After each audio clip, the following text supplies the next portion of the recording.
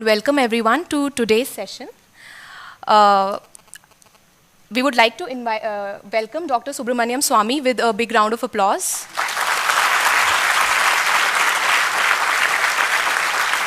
A well-known economist with a strong academic background, Dr. Swamy completed his bachelor's degree in mathematics honors from the Hindu College, New Delhi. He then earned his master's course in statistics from the Indian Statistical Institute, Calcutta. Under Nobel laureate Simon Kuznets, he obtained doctorate in economics in 1965. While doing his PhD, he had worked as an assistant economics affairs officer at the United Nations Secretariat in New York. He has also served as a professor of economics in Harvard University and IIT Delhi. He has authored various world-class books. Some of his prominent milestones in the academic world are books such as Indian Economic Planning, An Alternative Approach, and Economic Growth in China and India, 1952 to 1970, a comparative appraisal, have been critical. He is here with us today to tell us about how to take India a step ahead, one citizen at a time. We would like to welcome Dr. Swamy again. Thank you very much for this opportunity to speak about taking India a step ahead as to why well-educated must play a greater role in improving society. What the country needs today is a new kind of an Indian who has different qualities of behavior from the Indian today. Which are those qualities I would speak about first? You can't take anybody forward unless you inspire them. And you can't inspire them unless you have qualities which he does not have. And he thinks that these qualities is something that you should have and he didn't know about it before. Sometimes I call this as the new mindset. Mindset is very important. Being a strong person physically or in a strong position is not sufficient to do what you have to do unless the mind is a liberated mind. Now, for example, take the question of strength. In a circus, there will be a cage, big cage, and 5-6 lions will be allowed into it. One thin ringmaster will walk in and he'll close the door behind him, and then he'll order the lions to climb up the bench, which they will. Then he will order them to open their mouth, which they will, and he will put his head in the mouth of each of these lions, and the crowd will clap at this great act of bravery. Question is, why these lions don't bite his head off? Why don't they maul him when they have so much strength? Because the circus brings up that lion when it was a pup to prepare his mind to obey. And by the time he becomes big and well-fed and strong, his mind doesn't know that he has this strength. And that is why he obeys. Now, I've always, when people used to ask me this question, that why does Manmohan Singh not stand up to Sonia Gandhi?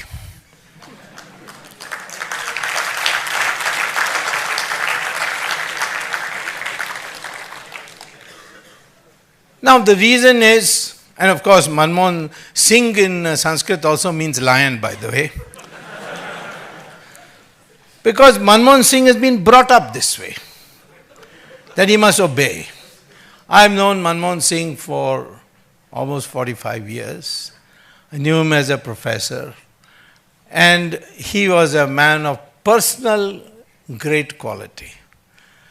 And that personal great quality was in terms of decency, culture, honesty.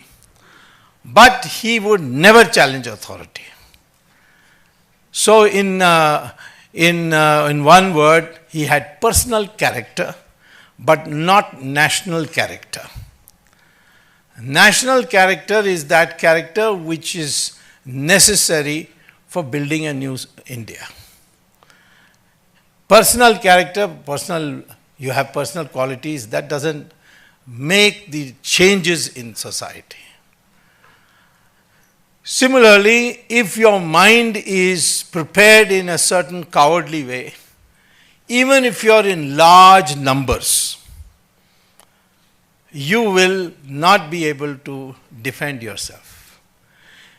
In a jungle, if there are, say, 1,000 goats and one tiger comes, the majority is with the goats. But the moment they see this single tiger, they all get frightened and run hither thither till the tiger chases one of them and makes up for his lunch. So many people ask me also, why are you able to do all this as a single person? It's because I've got a mind of a tiger and they've got a mind of a goat.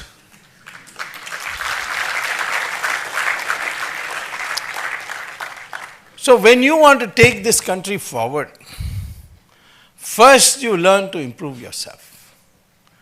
First you learn to be something of great value. We have had in our society such individuals. Take Rana Pratap. He did not lead you to any victory. In fact, he lost everything. And in the end, he had to hide in a forest, and for food, he took grass, dried it, made it into paste and made chapati out of grass, which has a lot of protein, and lived on it. All that Akbar asked him for, and Akbar sent his cousin from Jaipur called Man Singh, that accept me, Akbar said, as the Badshah of India, as the Emperor of India, and I will give you back everything, all that you have lost. And his cousin argued this, see how well I am living. But he didn't agree. He said, no, I will not accept him as the Emperor of India. Then his cousin said, you're going to spend all your life eating chapatis made out of grass. What you're going to get out of it? He says, what I'll get out of it is future generations, mothers will name their sons after Rana Pratap, but on your name they will spit. That is enough for me. This is what he said. And our society, our culture worships such people almost equal to victors. Shivaji was a victor, but his status is the same as Rana Pratap. And Shivaji himself used to say, I am descended from Rana Pratap. And you'll see many other such examples. Rani Jhansi, she didn't lead you to victory. A great heroine. In your Karnataka, there was Rani Chennamma. Subhash Chandra Bose, he didn't lead you to victory. But he is considered almost on par with Mahatma Gandhi. So our society originally was this way. And that is why we became such a prosperous country with tremendous intellectual attainments that people used to, from all the world, used to come to India and learn from India. The Chinese travelers came, then the Europeans came. In the beginning, all of them were completely agog with India. India spread its ideas to the whole of Southeast Asia without conquering anybody. It was purely by preaching. So, therefore, I would say that the first thing you need to do is to develop a mindset. And the mindset requires certain dimensions, which I will explain to you just now. Now, In our first quality you have to have is when you work towards a goal and you don't achieve that goal, if you feel depressed about it, then you have not a developed mind. If your mind is, I will work towards this goal, if I don't achieve it, I will try again. This was the quality of many people. Some we like, some we don't like. Muhammad Ghori came maybe 16 times, 15 times, I don't know, but number of times. Each time defeated by Prithviraj Chauhan. But Indian tradition was, if you apologize, you forgive him and send him. And so Prithviraj Chauhan sent him back each time. He kept coming till he came to learn that Indians will never fight, go to battle before sunrise.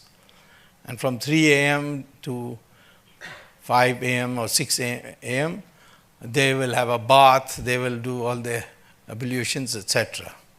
So the 16th time or the 15th time, whatever time it was, he attacked in Prithviraj Chauhan at 3 a.m. and caught everybody in the bathroom. And therefore he was successful. Of course, he got assistance from Jai Chand, the father-in-law. And Jai Chand wanted to take revenge against his son-in-law, helped Muhammad Ghori. And then Ghori killed Jai Chand, severed his head and had it displayed. But see the mindset there. He wanted to take revenge. He was successful in taking revenge because Ghori defeated his son-in-law. But in the process, he opened the doors of India to Islam. Look at the mindset of Godse. He killed Mahatma Gandhi because he was anti-Hindu. But who did he empower in the process? Jawaharlal Nehru, the biggest secularist or pseudo-secularist, whatever you want to call it, who completely retarded the process of Hindu Renaissance in our country. Hindu Renaissance doesn't mean that it is against Muslims. We have certain minus points in us which has been accumulated over centuries. We want to get rid of it. We want all Hindus to think of themselves as one. And incidentally, science supports that. According to DNA studies, all Hindus around the country, whether they are Brahmins, scheduled castes, anything, whether they are North Indian, South Indian, they have the same DNA. You can read the Journal of Genetics published by the University of Cambridge or the University of Texas, Houston, or Mysore University. They all have done studies on this, and the DNA shows that we are all the same. Yet, the British, who understood that this was a dangerous idea, developed this concept of Aryans and Dravidians. There is no such word as Aryan in our scriptures. There is the word Arya. Arya means gentleman only, civilized person. The word Dravidian was actually invented by Shankaracharya as a sandhi of two words, thra and vid, which means thra means three and coastlines. The Bay of Bengal coastline, the Arabian Sea coastline, and the Indian Ocean coastline. Where the three joined together, that whole portion is called Dravid, which became Dravid. But the British converted that into two races. Dravidians were first ruling India, then Aryans came from the Khyber Pass, conquered them, drove them to the south.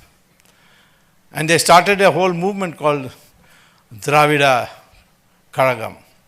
It means Dravid organization, which said we are a different people. And they decided to do everything different from what the so-called Aryans of the north were doing. we celebrated the Ram Leela because Rama went from Ayodhya and killed Ravan, and Karunanidhi decided to celebrate Ravan Leela. He said he is our God. I did some research on Ravan and found that Ravan was born in a village called Bisrak in Noida near Delhi. Then how did he end up in Sri Lanka? He went to Mansarovar and there he did tapas in the name of Lord Shiva. Shiva then gave him a boon. With that boon he said, which shall I conquer? And he said his cousin Guber had beautifully developed Sri Lanka. So he went to Sri Lanka, captured it and became its king. So for long years, Mr. Karunanidhi was celebrating Ram Leela till I convinced him with documents that Ravan was actually a North Indian and that too a Brahmin.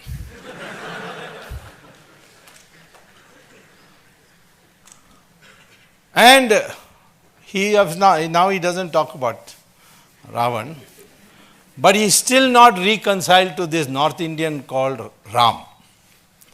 I remember once I was arguing in Supreme Court saying that this Setu Samudram project, which was a pet project of Karunanidhi, should be scrapped, and we certainly will not allow Ram Setu to be broken. The canal, the causeway which was built on Ram's guidance. And the court, of course, accepted my point of view, and so that proposal is now finished. But in the process, when I was arguing, the papers quoted me as saying, what is the origin of Ram Setu and so on. So Karunanidhi got upset. And he said that who's Swamy to call this Ram Setu? It used to be called as Adam's Bridge. Was Ram an engineer? Which engineering college did he go to? Next day he fell ill.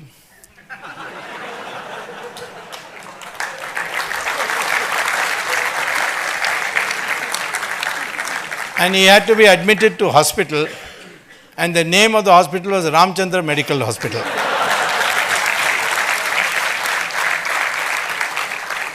So I wrote him a letter that thank God that Rama has got an MBBS at least.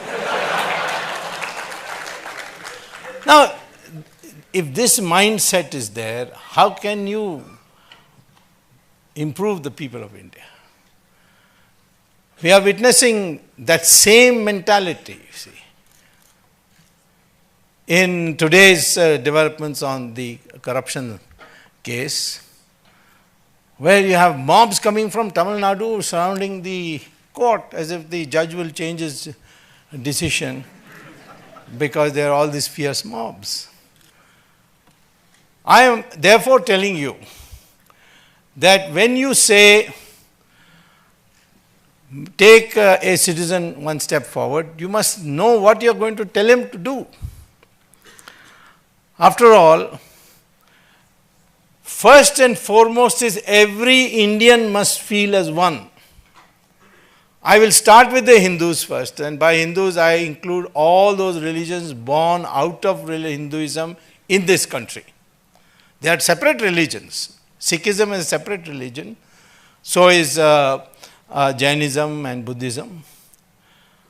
But they were created by Hindus, and they took another religion.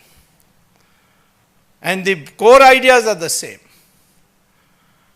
And some of their gurus fought for us. For instance, today there would not be this kind of Hindu population had not Guru Tegh Bahadur refused to submit to Aurangzeb. And what hell he went through. He saw his own disciples being sawed into two. And then ultimately his own head was chopped and put in Sisganj. So, I am saying that why are they the same? Because the DNA is the same. DNA is the only guarantee of ethnicity. When people say Sri Lanka has got an ethnic war, no, they are Tamils and and Sinhalese came from Bihar and Orissa, and Tamils came from Kerala and Tamil Nadu. So we are the same people, and I tested this once. I've told this in many, many meetings. When Raj Thackeray was saying that Bihari taxi, UP taxiwalas are taking the jobs of us Marathis and was smashing taxis. That time I asked a friend of mine, you are known to Raj Thackeray, can you get me a sample of his hair? Because you can test DNA through your hair or your skin or blood. So he said, yeah, I go to the same hairdresser as him. So I'll bring you. So one day he brought me a bottle of his hair. Then I paid 100 rupees to a taxiwala and said, can I take a sample of your hair? He thought it was a little nuts, but for 100 rupees he was willing to do it. And I sent it to a Hyderabad laboratory, microbiology laboratory, and the results came out that both the DNA of Thackeray and the taxi driver was the same.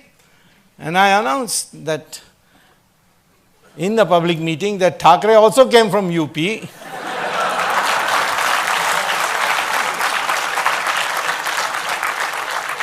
And I'm ready to prove it on a platform, because you get mobile testing units.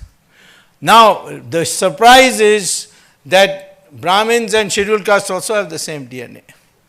Hindus and Muslims have also the same DNA. Of course, Christians too. People say, no, the color is different. Color has got nothing to do with race. Color has got to do with pigmentation's response to the sun. If you are near the equator, the sun's rays directly hit you. If you take out your pigmentation, your color will be white. That's what happened with Michael Jackson.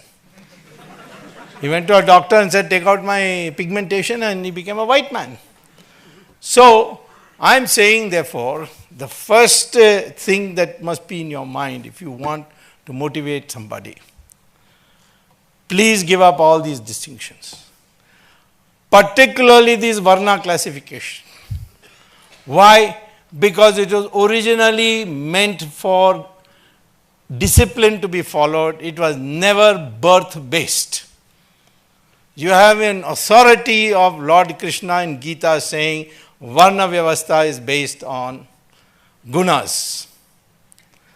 In our entire history, cultural history, you have a rishi, Maharishi like Vedavyasa who wrote the Mahabharata. His mother was a fisherwoman. Valmiki wrote the Ramayana. He was born in a Dalit family.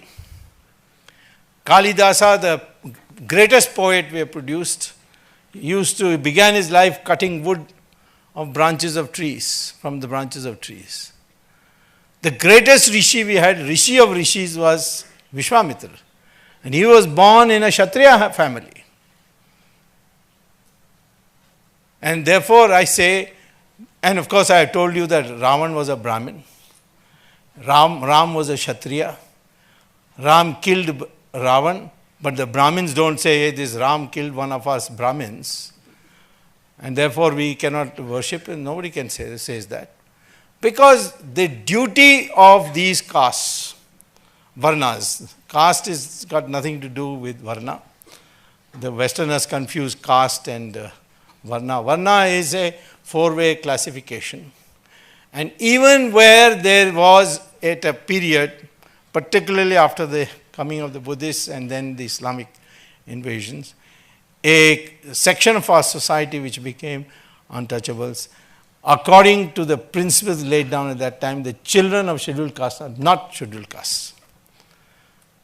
And I illustrate this by saying, Dr. Ambedkar, he went to Columbia University, 1916, scheduled caste person going to Columbia University. Remember, Ambedkar was not his name. His name was Mahar, last name was Mahar. His teacher was a Brahmin whose name was Ambedkar, and he said, you can't progress till you change your name, take my name. That's how he became Ambedkar. He went to Columbia, wrote a PhD in economics, and his thesis by then contemporary standards is top class.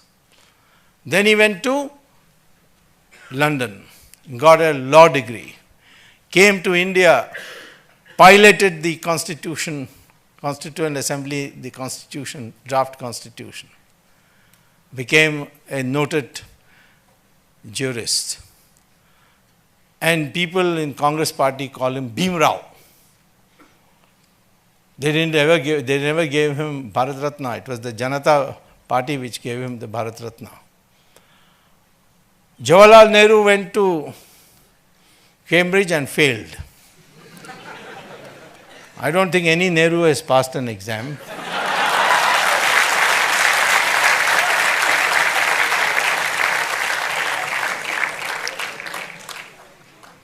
And in those days, they used to have for people coming from colonies a special degree called Gentleman Pass.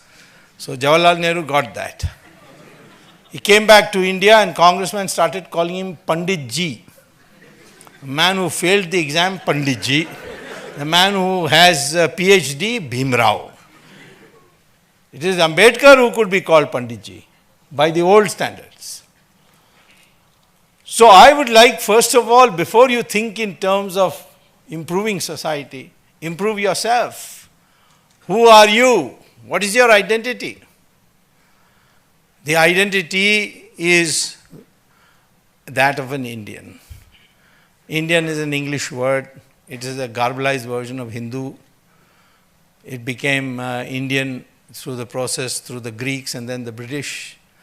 The Chinese still call us Hindu. The Arabs who receive our people for Hajj, they call our people as Hind. And in Urdu papers, we call India as Hindustan. Iqbal wrote this famous song, Sare Jahan Se Acha Hindustan Hamara. He used the word Hindustan. Bharat is a republic. Hindustan is an identity. Though all those people connected with this geographical mass, they are called Hindustanis. And people get angry, but privately they don't, but publicly they do. When I tell Muslims that you are also Hindustani because your ancestors are Hindus. He said, how do you know? I said, DNA.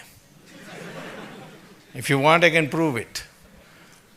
But then I said, Farooq Abdullah told me, yes, I in fact come from a Saraswat Brahmin family. So I told him, why don't you say publicly this? He said, are you mad? The mullah will kill me. This separateness that is being created. So the first task you can take, small task, is make everyone feel that you belong to this soil of this great country and you are inheritor of this culture. And the second step you can take is, in my opinion, advocate a common Indian language. That doesn't mean you don't learn English. English is an international language, not because of Britain, but because America adopted English and became a developed country, so the whole world is using English. English is an international language, so you must know that. Your mother tongue, you must know. If it's Kannada, Tamil or whatever. And a third language, with the time being can be Hindi.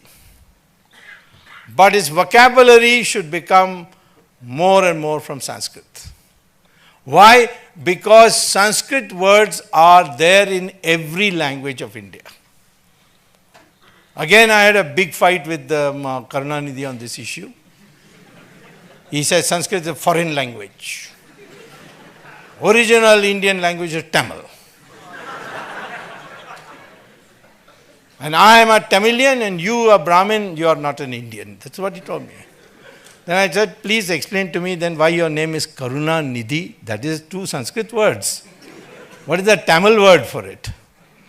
So he says, no, the Sanskrit stole these Tamil words and made it Sanskrit. Then I asked him, what do you call election symbol? In Tamil it is called Chinnam. That comes from the Sanskrit word chin. Then I said, what is your actual symbol? He said, Udayan Suryan. In Tamil it is Udayan Suryan. In Sanskrit it is Udaya Surya. So I am saying here that over the years you want to make one step forward, propagate the learning of Sanskrit. Why? Because today NASA, after doing 20 years of research, has said that in the field of storage of knowledge in computers, in a single language, the field of artificial intelligence, the language most compliant to the computer is Sanskrit, and therefore if you want to study artificial intelligence in NASA today, you have to learn Sanskrit compulsory in the NASA.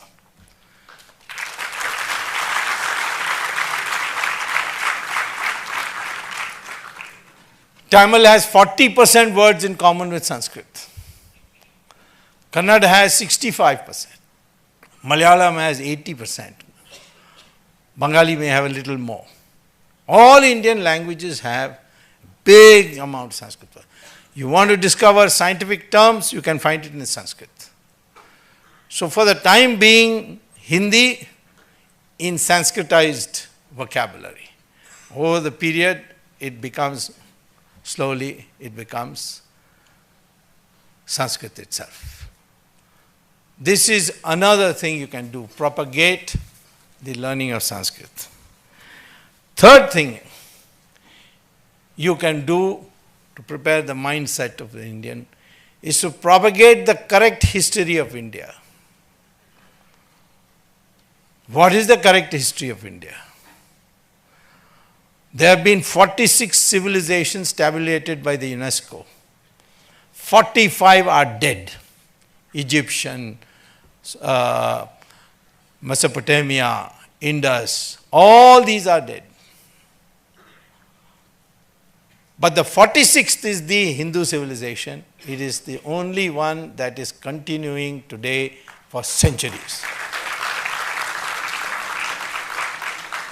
Hindus don't have any prophet. It's all books. There are difference of opinion. There's a Dvaita school and Advaita school. Shankaracharya said Advaita means that everything is Maya. We're all one. Everything is a grand unity. And whatever you see is Maya. One day he was teaching this in his ashram, and a mad elephant came into from the bushes it came into the ashram, towards the ashram. So the Shankaracharya said, get up and let's run. So they all picked up their whatever, takht and whatever, and started running. So one student said to Shankaracharya, but you said everything is Maya, but you are seeing this elephant and running. So he says, who says I'm running? That is also Maya. So, I mean, the rich variety of thought that you have has made you something special. I had a student from Saudi Arabia, and I've told this story many times in many places, who one day asked me at Harvard, whether he could meet me after class. So I met him. He said, we are in my university doing a research, and my professors there asked me to ask you a question. I said, what's the question? He said that we are examining how is it that India is 80% Hindu. So I was taken back by the question. I said, what do you mean? So he said that Islam conquered Persia. It was that time ruled by Zoroastrians. But in 15 years after capturing Persia, we converted Iran, which became the new name, Iran into 100% Muslim. 15 years only. Mesopotamia and Babylon, which now became Iraq, we converted that to 100% Muslim in 17 years. Egypt in 21 years. Christians went from West Asia to Europe, and in 50 years they converted Europe into 100% Christian. But in India, 800 years of Muslim rule, 200 years of Christian rule through the British, and you're still 80%. How did this happen? This is the question we are asking. Because the history is different from what you are being taught. Indians never capitulated. They kept fighting in different pockets. Shivaji fought in one place, Rana Pratap fought in another place, the Vijayanagara Empire. You know how large the Vijayanagara Empire was, right from Karnataka, and ultimately took in Kerala too, through Tamil Nadu, all the way up to Orissa, the borders of Bengal.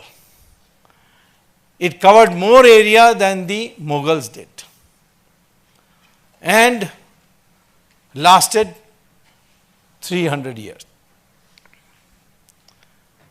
Akbar to Aurangzeb, which is the core of the Muslim rule, it is only 150 years. Yet our history books, there will be a chapter by each Mughal Pacha. But Vijayanagara Empire, one paragraph, in South India there was a civilization called Vijayanagara. Even people living in Bangalore don't know what is Vijayanagara. So I am saying to you, when you don't know your own history, how can you motivate somebody else? So these three things are the first thing I am saying. I am therefore putting to you what next you should do. We, first of all of you, I don't know whether it's true of IIM Bangalore, but IIM Ahmedabad, I went to give a lecture and met the students for dinner. And I asked them, why have you come after all this heavy competitive exams? Without exception, they told me, because once we come to IIM Ahmedabad and get the chap of MBA, we'll get a very good job. So I said, you have not come for learning marketing theory or financial systems or operations research or inventory control. So that's all right, that's for passing exam. But the chap of IIM means guaranteed job. Now it's a very tragic thing, because you can't spend your life just for a job. You want to do something, then you have to think beyond that. And I found this in Indians, even in America. In the classroom, after every class I finished, and the course I finished, I used to ask the students, now that you are graduating and you are going out, what kind of a job are you looking for? Will you go for a job where you take risks and you might become like Rockefeller or Ford or the owner of Microsoft, or you might fall flat and go be out on the street? Would you touch that kind of job? Or a job where every year your salary increment will be increased by 2%, gratuity, provident fund, and at the age of 60 you will get it all, and you will retire, buy a house and watch television for the rest of your life. The American students used to ask me, what's the probability I'll fall flat on my face and be out on the street? Before I can answer you. But the Indian, without asking this question, used to say, second job is the best. So I used to say, but that's guaranteed poverty. Why would you want that? And they said, it is guaranteed. That's the important part.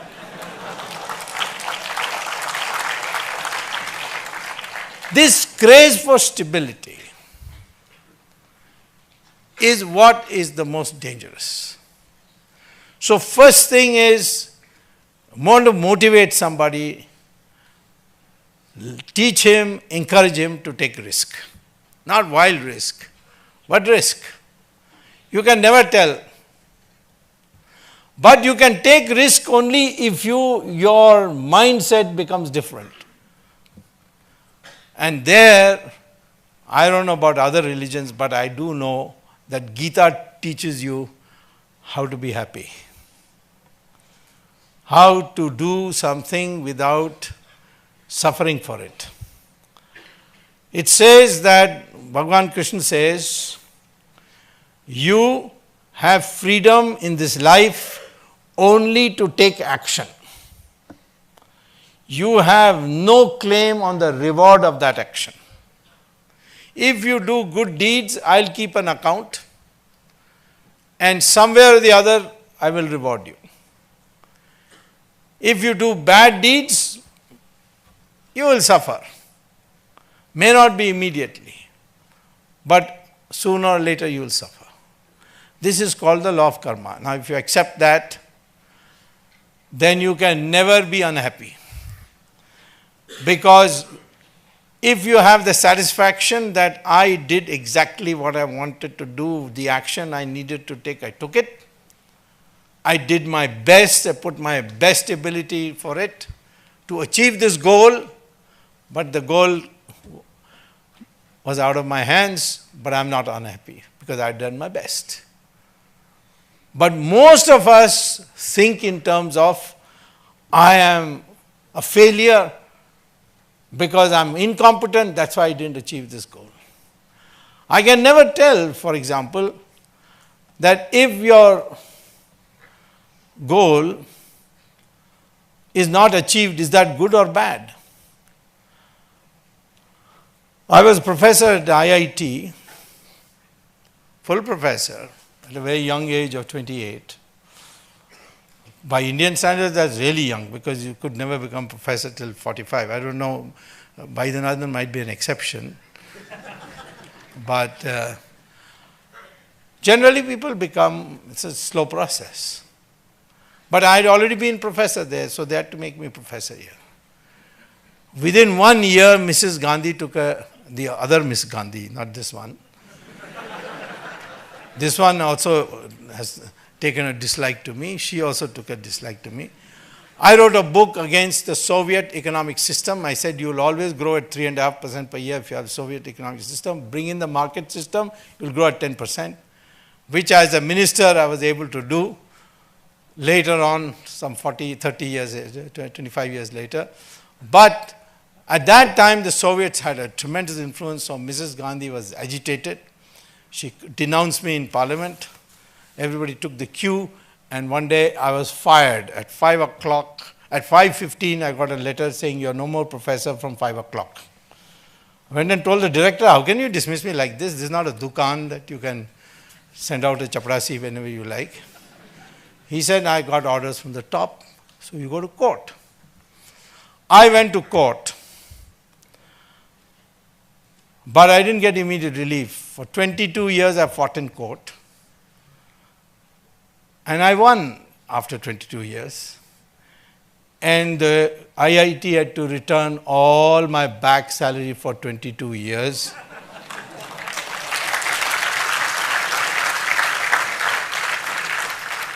In the meantime, because I couldn't get a job and I didn't want to go back to America, Jansangh was a party in those days. They took a liking for my views on Swadeshi, on atom bomb and so on.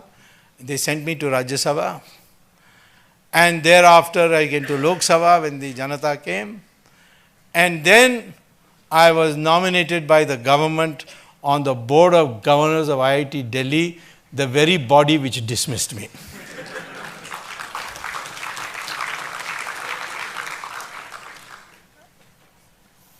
So now,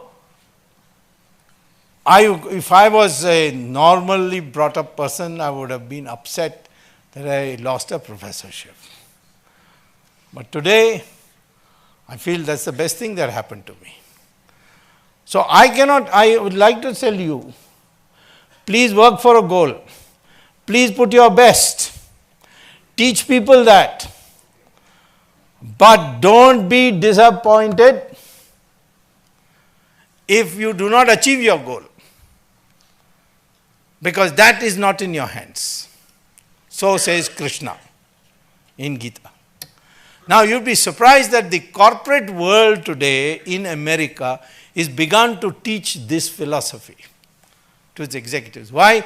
Because they found that when people were holding themselves responsible for failure, there was stress. Stress meant heart attacks. They were losing a lot of good executives at the age of 45 and less. So ultimately they came to this. You go to Sri Ravi Shankar's ashram here in Whitefield. How many foreigners are there? All rich foreigners. Why? I myself asked some of them, why have you come? They said, well, we made a lot of money, but we are not happy. And what Sri Ravi Shankar says, now we know what happiness is. And what does Sri Ravi Shankar says? That results are not in your hands. And that has made them happy.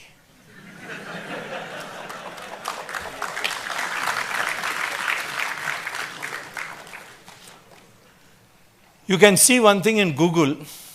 There is a famous film actress called Julia Roberts. I don't know whether people have heard of her. She once came for shooting to Haryana, and then she said, I want to go to a particular ashram. So they took her. There she told the chief sadhu, I won't name him, a very well-known person, that I've got all the Oscars I want, I've got all the money I could make, but I'm not happy. And I heard that in India, you teach how to be happy. So he said, well, you'll have to stay here for about 2 weeks. And she stayed, so he taught her pranayam, yoga, mantras, and ultimately the philosophy of our religion.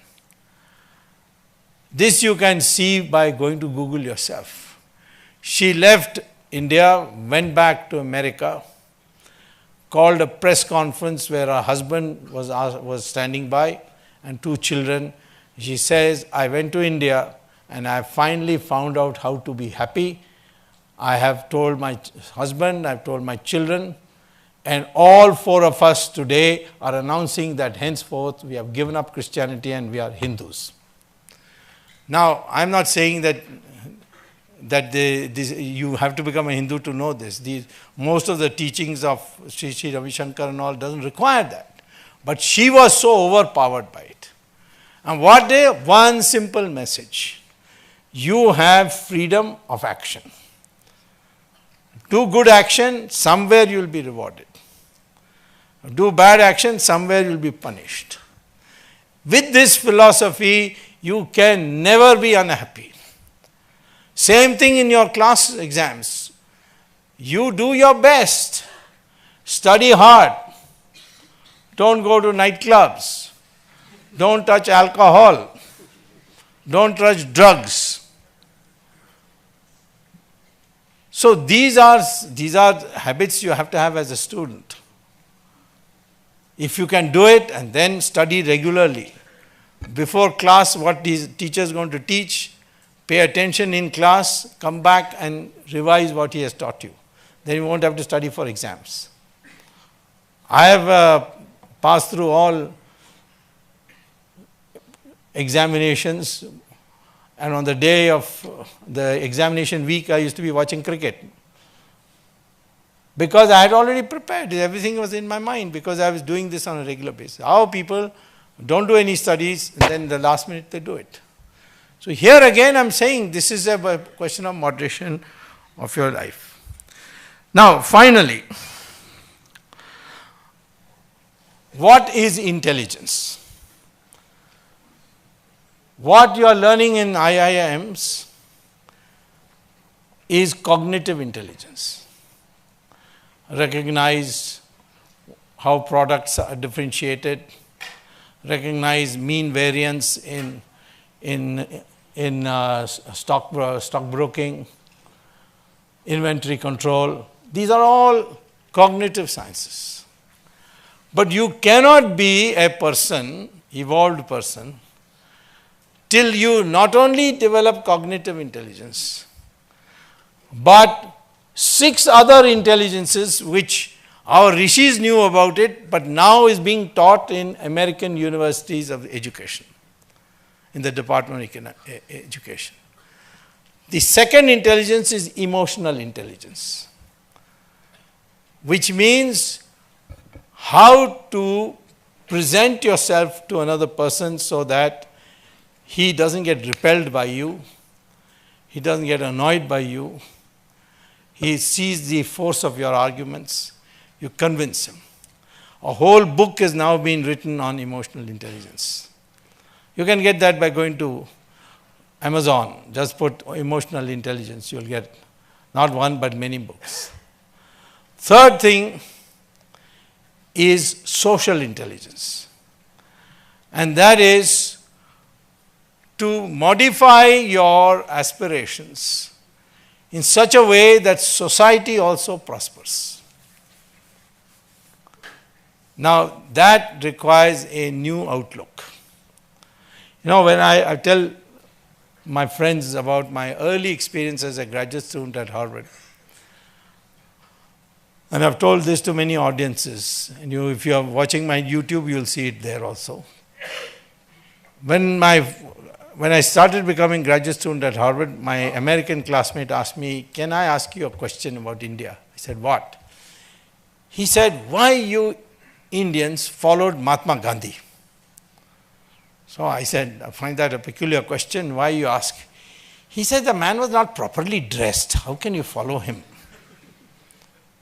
It's true, Mahatma Gandhi only had one langoti here, and his legs were bare, his body was bare, and people were following.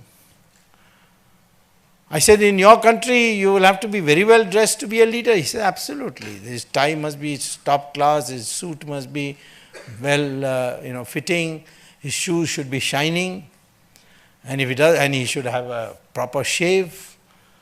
All these things, if he doesn't have, then we won't accept him as leader." You can see their leaders, all of them are very well dressed.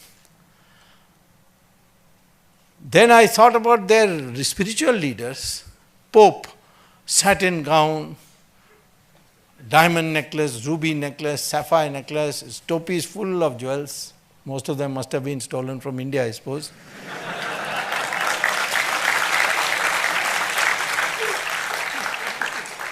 So, but look at our gurus. They are one bhagwa kapda, that's all. There is Ramdev or there is Swamy Dayanand Saraswati in Coimbatore or Shishi Ravi Shankar, all of them so simply dressed. So, what is it then about India that people you revere so much are not properly dressed by Western standards? In fact, I used to say when Chidambaram used to go to attend IMF, that be careful, don't go in this suit boot because they may mistake you for a butler or a waiter in a 5-star hotel. I'm very pleased to see Modi dressed like an Indian. So, I'm saying, what is it that about our culture that Mahatma Gandhi, Jayaprakash Narayan, and most of us in politics are very simply dressed, whereas not in the West? What is it about our dharma, our religion, that these sadhu sannyasi, highly revered, have just a bhagwa cloth around them? Then you go back and you see that there was a division of labor. That if you want to aspire to the highest social status, that cannot be done by wealth acquisition. It can be done by sacrifice and knowledge. If you have knowledge and you propagate knowledge and you have sacrifice, then people will revere you and listen to you. So these gurus, they used to live in a hut in the ancient days. They had no property, no weapons. But the Raja himself used to go to him. In our system, the Raja was not the policy maker. In the Western dynasty system, there the Raja could decide when to go to war, whose head should be chopped off, but not in our system. The Raja's job is to defend the country. But the policy will be made by those who think. People who made money, nothing wrong with it. But their social prestige came only when they gave more than they needed, that portion of the wealth which was more than they needed, to the society. Philanthropy. That's how our system worked. And we have lost the way. Today, on the name of one-dimensional materialism, we have locked ourselves in. To what? To greed. Greed means corruption. Society will be corrupt if money becomes the deciding factor in structuring the society. Your rank in society depends on how much money you have. Then greed will come. By hook or crook, let me make money. I had this student at IIT, very bright student called Rajat Gupta. He asked me for a recommendation to go to Harvard. I gave him a recommendation. He went to Harvard Business School, became slowly rising to head of McKinsey, then of Goldman Sachs. And one day in jail, today he is in jail, like Ms. Jayalalitha.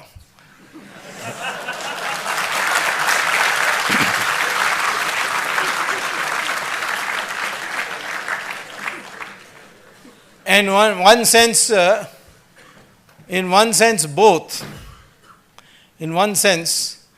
both are in jail because of me. Jayalalitha because of my criminal complaint, which I never gave up.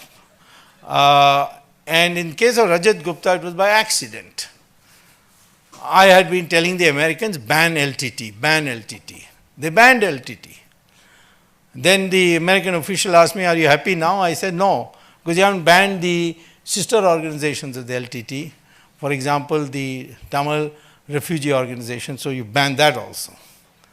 And finally, they must have done their own intelligence analysis and came to the conclusion it should be banned. They banned it. Then they looked at the accounts and they found that this Tamil refugee organization, rehabilitation organization, refugee organization, was getting $1 million from a man called, he was a stockbroker in New York Stock Exchange. Rajaratnam, yeah. And $1 million a year. So normally the American FBI is not allowed to tap stockbrokers' telephones because then they can find out which stocks to buy, which stocks to sell. So they put him on the terror, on the grounds of terror, they put him on a telephone watch. And poor Rajat Gupta came out of a board meeting of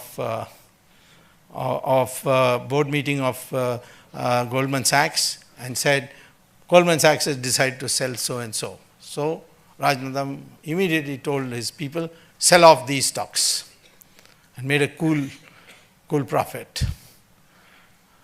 Got caught. Now, of course, there's a book written by one Indian girl, I forget her name, which is worth reading, where she quotes about how Rajaratnam was my student and how it was my recommendation which got him into Harvard, all that.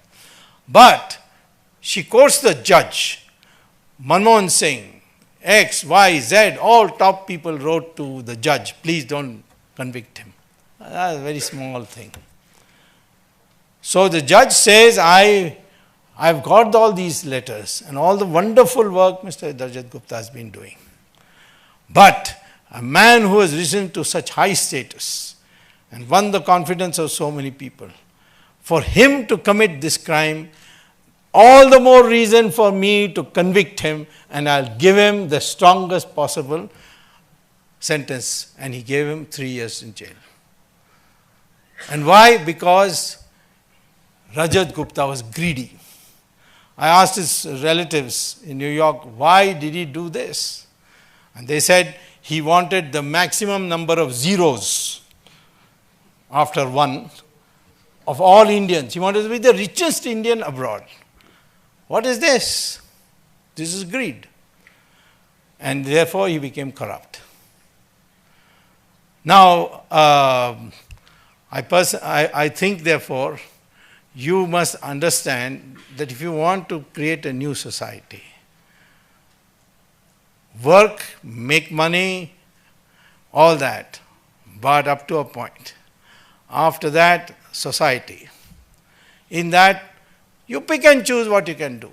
If you can give scholarship to one person, that itself is a big thing. If you can donate to a school, big thing. If you can collect all your alumni and start a university, even better thing. There's so many things to be done. We can't rely on the government to do these things. It has to be done by individuals. And then only our society will grow. Our society, as that's why our religion has grown despite there being no pope-like figure, no church-like institution, no book like Bible or Quran. And yet this religion has continued for centuries and centuries because it is interlocked by arguments. And that is the greatness of this society. Why we are today a democratic country is because of this tradition built into our cultural ethos and religion. So I am telling you, you got a huge future ahead of you because India is going to grow very fast. It's only a year or two. After that, we'll start growing at 8, 9, 10, and may even go up to 12. You grow at 12% per year for just 2 decades, you are in the American League. You find new innovations like hydrogen fuel cells for automobiles, electric power from thorium, shale oil, all these things, they are all open to you. India will be transformed. But then you must be a new Indian. That is the thing. Japan is a very prosperous country, but the Japanese psyche has completely been dented. It's not considered a power today. Chinese are not that prosperous, but the mindset with the Chinese demonstrates that is the strength of China. Same thing with the Americans. The inventiveness, the innovativeness, their readiness to accept the other person's argument if he is convinced by it. These are things which have made them a different people. So today, you audience rather, people like you constitute 70% of the Indian population. Or rather 70% of the Indian population below the age of 35. And this is the most research-minded section of our society. And it is this which can transform the Indian situation. We have seen in our society changes which we may not recognize. In the 70s, it was railway reservations was a huge headache, I know it. You couldn't get a ticket without bribing the ticket counter man, the ticket collector, the station master, and you could change your waiting list up and down. Today it is vastly reduced. You can find out your position from a SMS. And corruption has come down very quickly. Therefore, our society is capable of this change. We have seen, be the agent of change, motivate others for change, be risk takers, but that risk should have sanction of those who might be affected by your failure. If you get married, please keep your wife in the picture. Or if the wife is the entrepreneur, she should keep her husband in the picture. So we are a society where both men and women are equal.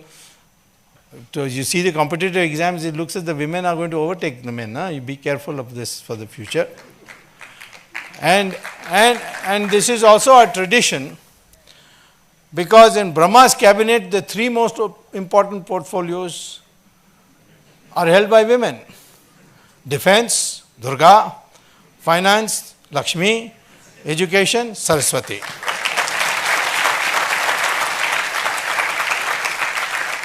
And I searched whether any male god got anything, and I found that information broadcasting was given to Narad Muni. And when the men failed, they went and begged Durga, "We can't defeat these demons, please help us." And that's how Kali came up.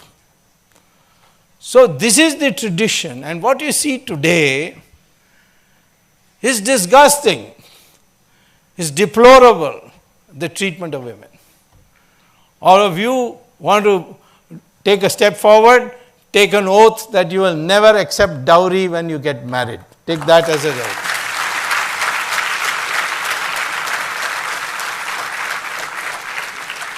So all this country today needs is social change. We have demonstrated our capacity everywhere in the world today collectively to think as Indians and think in terms of problem solving. This is the most important contribution you can make to remake India as world number one. Thank you very much. Thank you for such an engaging speak, sir. I think all of us were spellbound for the last hour and a half. Our audiences had some questions they would like to ask you. So you broadly touched a lot of themes that they asked us about, so we'll try to cover themes which weren't covered. So you spoke about corruption, about how one can avoid being corrupt. But as I think a lot of us admire your determination in going against corruption, what is the biggest hurdle you have faced and what keeps you going? Corruption is like a cancer. Look at the things, I'll try to make it as short as possible. It's a big question, but I'll try to simplify it. First of all, because of corruption, you get substandard products. Your roads are terrible. Why? Not because you can't build roads. We build the best roads in the world. You go to Nigeria, go to Malaysia, go to Iraq, we built the best roads. And even in India, where the corruption is not there in building of roads, they've done wonderfully. From Delhi to Noida, it looks like a highway from America. Or this Taj Expressway. And that was built by Mayawati. That's really something, you know. So, you get substandard products. That keeps me growing. I want the best quality that money can buy. So I don't want adulteration. And there's adulteration in all along the way. And you can't do anything about it because the people who are to prosecute you themselves are corrupt. And therefore the process gets, everybody says, chalta hai. Second thing, when you have black money, what do you do with it? Partly you send it abroad. Partly you use it in your country to build houses, luxurious houses, build, buy all the fancy equipment that you need in the house, every room having, including the bathroom, having air conditioning, that sort of thing. And what is the impact of this? The rate of return of these industries start going up in relation to the common man's goods production industry. And therefore, the investment moves out. Why should the investor thinks, why should I be making common man's goods? I'll make all these luxurious items where I'll get 25% return. And today, 70% of our investment is directly or indirectly going into luxury production. What a lopsided investment priority for a country with so many poor people. Third thing is that corruption, when your policy is changed, for instance, we brought in this policy of forward trading in agriculture. What is the impact of that? The industrialists, the rich people who have black money go to the wholesale market, the farmer accepts rupees. And there's no accounting for it because there's no income tax for agricultural incomes. And buys the produce in wholesale, puts it in cold storage, creates an artificial shortage, raises the price. And when the price really goes truly high, he brings it out. And that's why agriculture prices are now going like that. The economy is totally destabilized. Then the money you send abroad, you send through Hawala. Hawala means Dubai. Dubai means ISI of Pakistan. No Hawala agent can send your money to Switzerland and other places unless he gives the full data to the ISI of Pakistan. Where you put in money, whose money you put, and in what is the password for that account. And today, I will say frankly, that Pakistan has the capacity to blackmail many of our leading politicians because of this factor. Look at the cancerous effect on this. There are other aspects of it too, but I would say, therefore, we have to fight corruption. How do you fight corruption? 3 ways. First, where there is computerization possible, like if somebody wants a form from a government, he should not go to a government office. Because if he goes there, then the chaprasi has to be bribed. Then he has to be told, go and wake up the Saab. The Saab needs another 100 rupees to wake up. Money goes this way. If you can bring it down as a downloaded printing, you can reduce it. They did it with railway reservations. Second is, catch the big people and throw the book at them. That's the American way. They caught Martha Stewart for doing a very small, I'm sure many of you have heard of Martha Stewart. She used to come on TV for cooking and so on. She was a multimillionaire. She was in a party, she overheard a stockbroker telling another stockbroker that this particular company is going to fold up. She didn't ask him or he didn't tell her. She overheard it. She went home, called up her stockbroker and told him that, sell the stocks of this company. So the company next day collapsed and she had in the meantime sold. And then the investigators started looking at who are the people who sold out in the last minute and found Martha Stewart's name. So they investigated and found that she had indeed overheard this and she used it. And they put her in jail for insider trading. I asked people, how can you put Martha Stewart in jail for a thing that she overheard? They said because she was in high places, she should have known better, and therefore we have to set an example. Today, if I catch, now I caught Jayalalitha, I'm going to keep her there for a long time. But I am also working on sending Sonia and Rahul.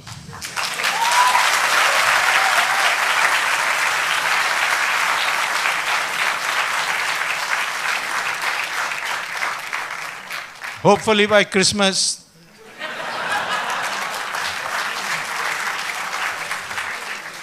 In fact, the jail superintendent of Tihar jail is known to me. He was jokingly asking me, pizza order karna hai ki nahi? Anyway, I catch these people, people get scared.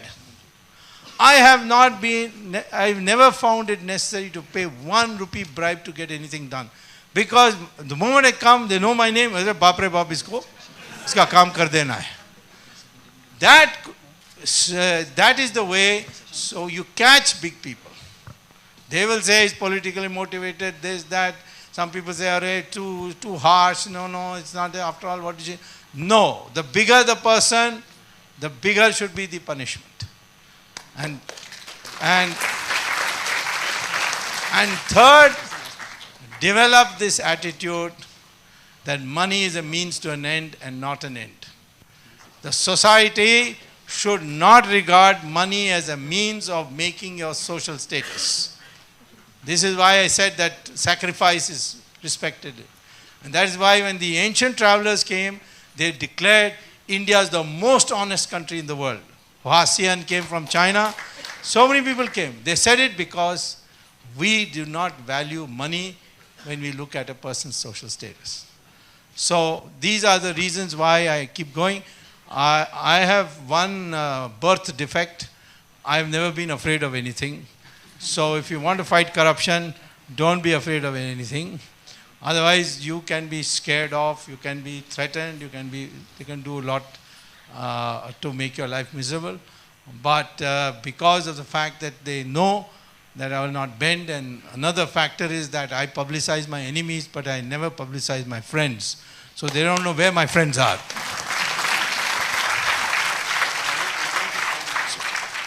Next question.